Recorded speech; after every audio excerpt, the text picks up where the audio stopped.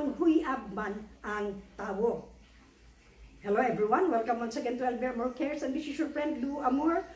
Welcome to LV Amor Cares and greetings from Dipolog City. Atong tumagon ka itong mga pangutana ganina nga, nang huyab, nang huyab na ba kamo, naka-experience na ba kamo ni anang mga panghuyab?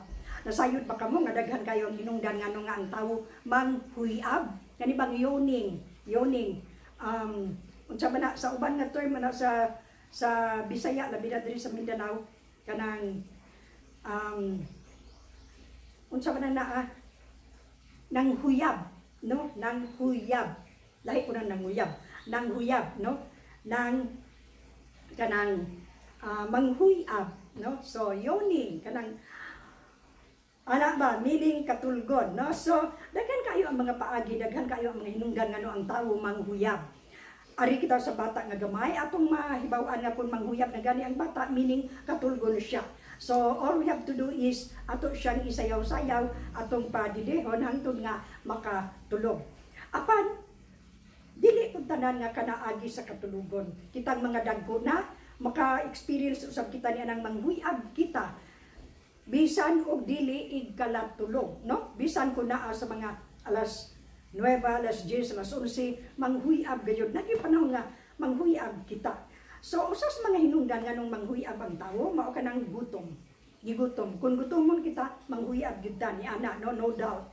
So kung manghuyab kita o di taganahan mo kaon kay di taganahan mo tambok, inom lang og tubig, no?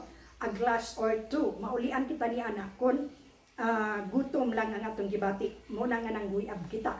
Apan kun after that manghuyab lang gihapon, o doon na po dahil rason ana ang manghuyab kanang dehydrated, so moinom kitag tubig aron maulian. So kung dili kita maulian, mo katong mukaon, ug dili gihapon maulian tungod sa bisan pagduna na kita gikaon, so posible kana nga gikapoy ang atong mata. It could be na overwork siya tungod kay nag-Facebook og upat ka oras way tanaw-tanaw sa palibot, walay tanaw-tanaw sa green leaves. Kaya dapat ko ni anak kon mag-Facebook kita 20-20. 20 minutes ang Facebook, 20 minutes ang mutanaw kita sa gawas sa mga green plants, no? And then balik na po 20-20, muna kita wag 20-20. Posible usab manghuyab kita ni ana tungod kay gikapoy nga atong mata. So katulgon kita mo pahulay gyud kita ni ana aron mawala ang pagpanghuyab nato, no?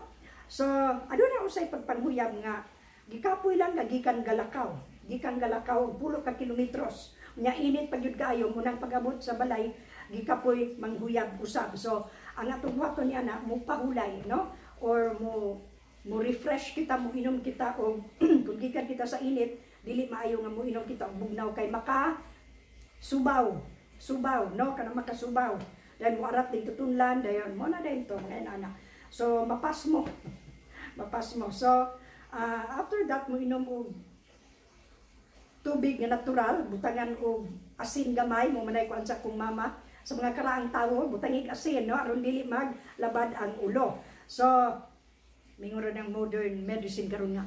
Bisa pud mo anak, basta kay mo na amuas kinaraan. Pero epektibo. No, kuan gamay asin. Dayon og dili gid mawala gihapon, maula kana atong subayon ug unsa atong gikaon. Kay kun makakaon kita biko nga dunay tuno, makakaon kita og tinunoang munggos, tinunoang tahuri, tinunoang lawoy, tinunoan nga kanana ang tsapelain nga gigamitan og tuno, mga biko, mga bingka, mga binubod. Sigurado ko nga katong atong panghuyab tungod kay gikabuhi na usab kita, acid reflux, no? So mao kanang naa ang pinaka main reason gid ni anang manghuyab ta, gikabuhi na usab.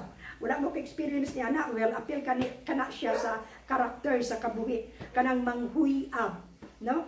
So mo kadto kon mahibaw-an nato nga nang huyab kita tungod kay gikabuhi kita kay nakakaon kita sa kontra na usab. So we know what to do. Kaon o ginugaw, arroz caldo, or oatmeal, basta lang kay kuan ang tiyan, mainitan, dayon ma-wash out pud ang, i-wash pud ang acid, whatever, no? So, maulian na kita ni anak. o di ba kaon sa mga succulent food kay kanang kabuhi ganahan gina siya ng mga succulent food, no? Sama sa cucumber, sama sa watermelon, sama sa ang avocado, kanang papaya, no?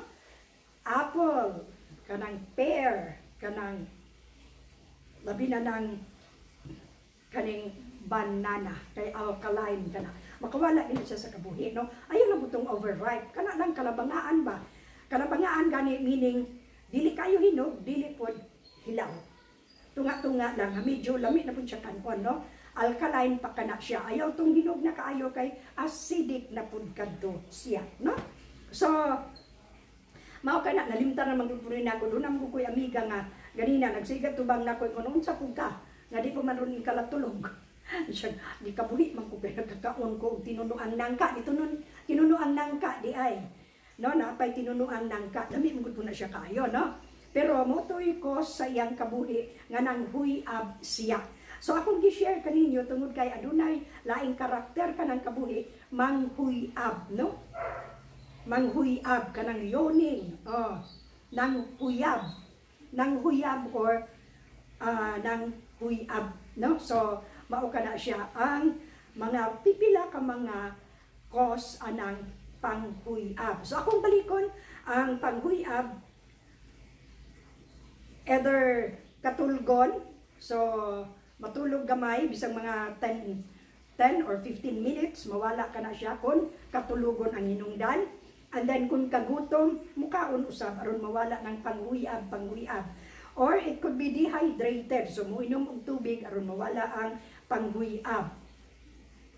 And then kung gikapoy manggani mupahulay, no? Mupahulay aron mawala pud ang atong panghuyab diha o gikapoy kita. Ang lain nga the best gyud nga hinungdan nganong manghuyab ang tawo kun wala ato tanan, meaning gikabuhi. So you know what to do. Uinom og antacid, famotidine, ranitidine, kanang na ang unsa pa PPI, kanang PPI murag isog na kay na siya. Ari lang tas mga antacid, no? Aron medyo mild pa, no?